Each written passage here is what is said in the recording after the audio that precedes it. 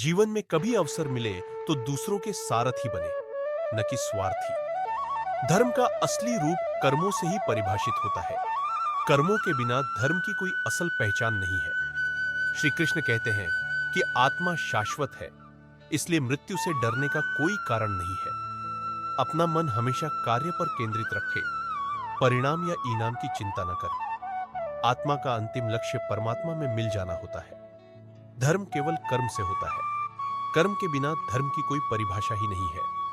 अहंकार करने पर इंसान की प्रतिष्ठा, वंश, वैभव तीनों ही समाप्त हो जाते हैं। मैं सभी प्राणियों के हृदय में स्थित आत्मा हूं। मैं सभी प्राणियों का आदि, मध्य और अंत भी हूं। सत्य कभी नष्ट नहीं हो सकता। अच्छा करने से नहीं डरना चाहिए। आप केवल निस्वार्थ भाव से कर्म कीजिए, केवल वही आपके हाथ में है। धर्म कर्म से होता है, कर्म के बिना धर्म की कोई परिभाषा नहीं है। मैं श्रेष्ठ हूं, यह आत्मविश्वास है, लेकिन सिर्फ मैं ही श्रेष्ठ हूं, यह अहंकार है। मैंने ही इस सृष्टि की रचना की है, मैं ही इसका पालन पोषण करता हूं और मैं ही इस सृष्टि का विनाश अर्थात अंत करता हूं। प्रेम सदैव माफी मांगना पसंद करता है और अहंकार सदैव माफी सुनना पसंद करता है। जो मार्ग ईश्वर ने आपके लिए खोला है, उसे कभी भी कोई बंद नहीं कर सकता। मनुष्य का जीवन केवल उसके कर्मों पर चलता है। जैसा कर्म होता है, वैसा उसका जीवन होता है। लोग अक्सर सच कहने से बचते हैं या डरते हैं, पर सत्य कभी छुप नहीं सकता और न ही कभी मिट सकता है। कितना भी छुपा लो, पर सच तो उजागर हो ही जाएगा।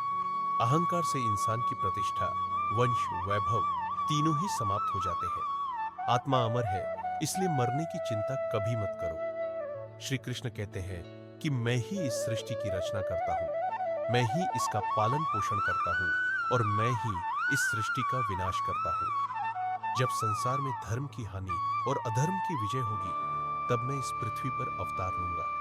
शांति से भी दुखों का अंत हो जाता है और शांत चित्त मनुष्य की बुद्धि शीघ्र ही स्थिर होकर परमात्मा से युक्त हो जाती है।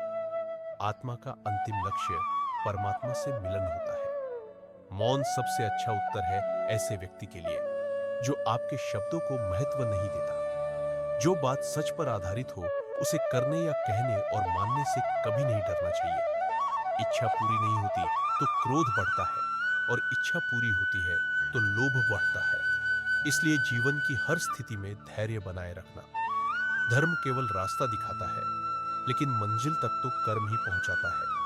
वह जो सभी इच्छाएं त्याग देता है, मैं और मेरा की लालसा तथा भावना से मुक्त हो जाता है, उसे शांति प्राप्त होती है। श्री कृष्ण ने कहा है, अगर तुम्हें किसी ने दुखी किया है तो बुरा मत मानना। लोग उसी पेड़ पर पत्थर मारते हैं जिस पेड़ पर ज्यादा मीठे फल होते हैं।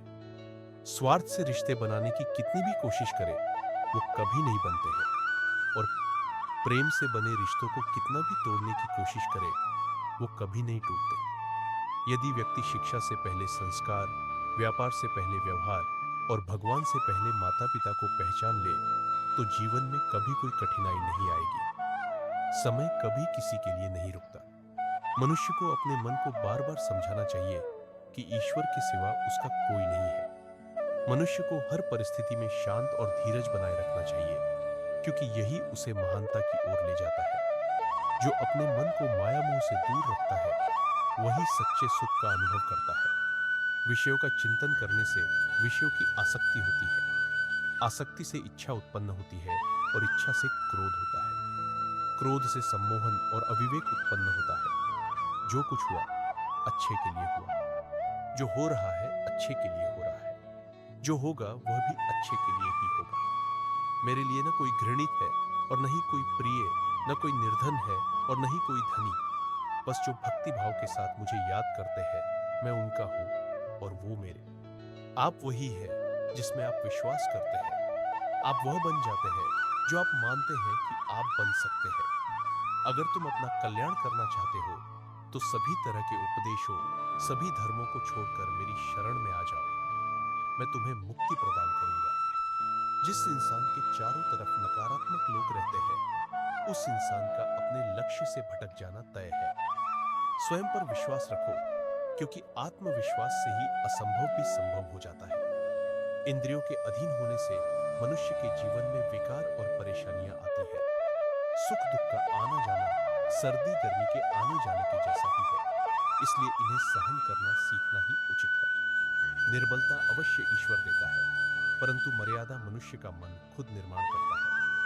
जीवन में वाणी को संयम में रखना अनिवार्य है, क्योंकि वाणी से दिए हुए खाब कभी भरे नहीं जा सकते। मनुष्य उसके लिए शोक करता है जो शोक करने के योग्य नहीं है, और फिर भी ज्ञान की बातें करते हो। बुद्धिमान व्यक्ति न जीवित और ना ही मृत व्यक्ति के लिए शोक करते हैं। मैं हमेशा तुम्हारे साथ और तुम्हारे आसपास रहता है, चाहे तुम कुछ भी कर रहे हो।